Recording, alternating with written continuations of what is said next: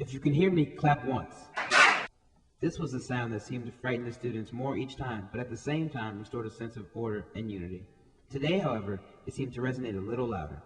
There was a sense of extra excitement around the center this morning in anticipation of a field trip.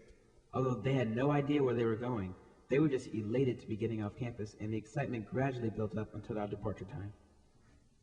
Their patience gradually lessened as the hours were passing, and they had little knowledge of our destination. But finally, a sense of optimism came as their exhausted faces suddenly filled with hope when we were ready to board the economy vans that awaited us en route to our mystery place. One by one, names were called as groups were established. Although I knew where we were going, I could only give a sly look to each of them as they boarded the bus. However, to me, something was fishy with the arrangement, as there were 3 groups organized but only 2 adults.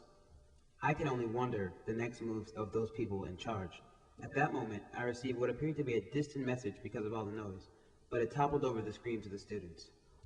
Once I heard, "They're all yours," I began to feel a sense of hope that something very new was about to happen, and boy was I right. I received a call from the boss telling me that I was in charge of one of the vans. Full of so many emotions, all I could do was respond with a respectful, "Okay."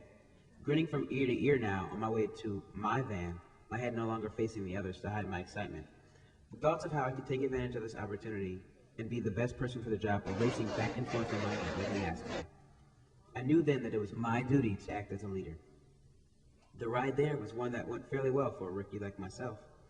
I thought I did a pretty good job of balancing the playtime and the discipline. Finally, we arrived, and signs reading Camden Aquarium bombarded us from the park entrance to the door. Even before they could see one exhibit on the inside, they were jumping out of their seatbelts as their imaginations ran wild. Trying to control both the students and my emotions was particularly difficult, but it was another task in my job description. The whole group had been reunited now, and as we emerged from our respective vans, it was time to go in. Once all the final arrangements had been made, it was time to take my group and embark upon this new experience. We entered the aquarium, but the journey was quickly halted with an, "I have to go to the bathroom." Of course, several other students then remembered that they had to use the bathrooms as well, so we took time to take them all there before the real fun began.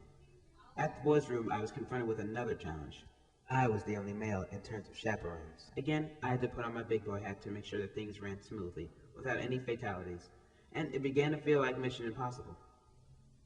The day went on, and a series of interesting things were prepared for us as we went through bird exhibits, alligators and hippo tanks, a 4D movie, and even touched sharks and stingrays, which was a special treat. Separated by a lunch full of sharing and bonding were 2 spectacles that included the putrid smell of penguin habitats, eels, and even a visit from a well-rested tiger. These all made for an exciting and easy ride back home. The ride home was much quieter, as the only things that could be heard were the snorings of the campers and the sound of Toy Story in the background. After some small talk with the driver, the roads ahead of me were beginning to look more familiar as I knew that we were approaching home. Finally, we arrived back at the site to the delight of parents waiting for their children and children that were stubborn to wake from their naps. Slowly, the children filtered out, and once that last child was picked up, it was time for me to put an end to a day full of work and a number of other emotions. Unfortunately for me, that did not mean that I could go home and rest, only that it was time for me to move on to my next challenging task.